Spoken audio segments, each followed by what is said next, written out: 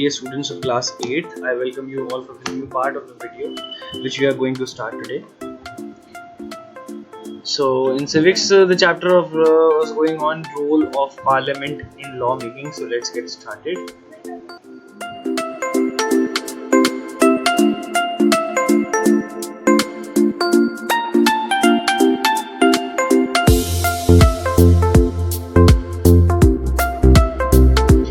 हाँ जी, तो आज के जो टॉपिक हैं आपके सामने हैं prime minister and the council of ministers के बारे में पहले बात करते हैं. The prime minister is the leader of the majority party of the लोक सभा as article 74 of the constitution lays down that there shall be council of ministers with the prime ministers at the head to aid and advise the president. So prime minister के साथ council of ministers का होना जरूरी है जिससे कि वो सलाह मशवरा कर सके प्रेसिडेंट के साथ. The president shell in the exercise of his functions act in accordance with such advice of the prime minister, stays in the office as long as he enjoys the confidence of the parliament.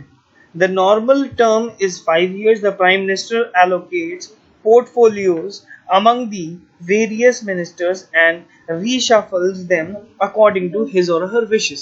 तो prime minister अपना जो term है, जो duration है 5 साल का, वो enjoy करता है और उनके उस टाइम ड्यूरेशन के अकॉर्डिंगली वो अपने मिनिस्टर्स को रीशफल कर सकते हैं जैसे उनकी चाहत हो. He or she can ask the minister to resign and even get him dismissed by the president. मतलब उनको रिजाइन देने के लिए भी कहा जा सकता है और डिसमिस करवा सकते हैं वो प्रेसिडेंट से कहकर. अब बात कर लेते हैं आज की केस स्टडी जो कि होने वाली है debate on the real powers of presidents.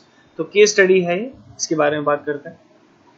The actual power of the presidents have been debated many times in the past. मतलब जो पावर्स हैं उसके बारे में डिबेट हुई है कई बार.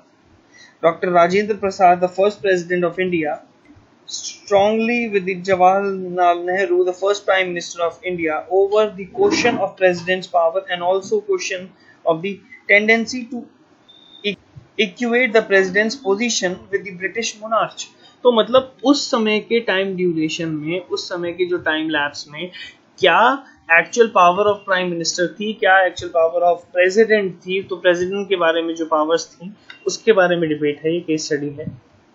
The first real clash between Dr. Prasad and Jawaharlal Nehru became towards the end of 1951 over the Hindu Code Bill, when Dr. Prasad clearly expressed that the opinion that it should not be passed without having been circulated for the public opinion. मतलब doctor प्रसाद का ये कहना था ये जो bill है इसको जब तक पब्लिक क्लियरेंस नहीं मिल जाती है तब तक ये पास नहीं होना चाहिए. पब्लिक की इंपॉर्टेंस सबसे प्रायर है तो वो पहले होनी चाहिए.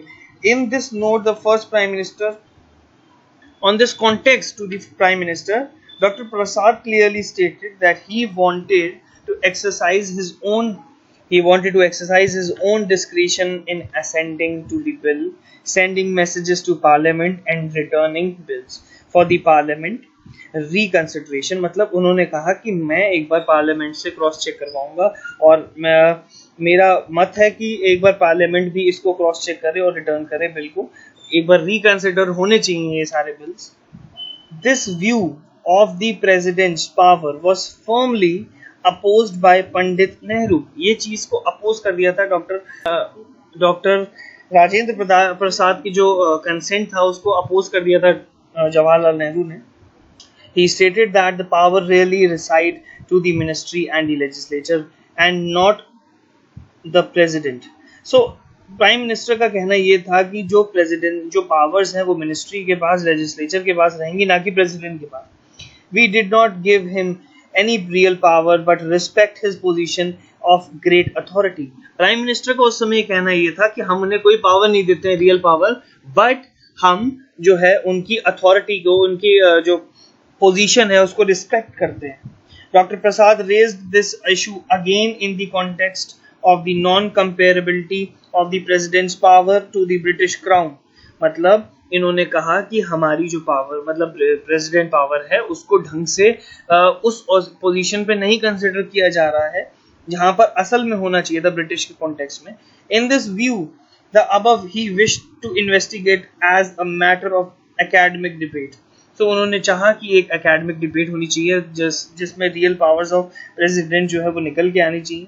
The 42nd Constitution Amendment Act 1976 clearly explained that president's position पूरा अच्छे से बताया हुआ है इसमें प्रेसिडेंट की पोजीशन के बारे में।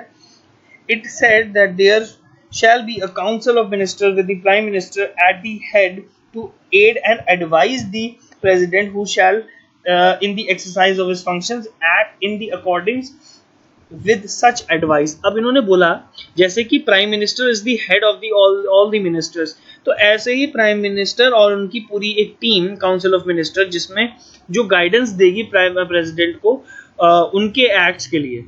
When the party system fails to throw up an obvious choice as the leader of the majority party।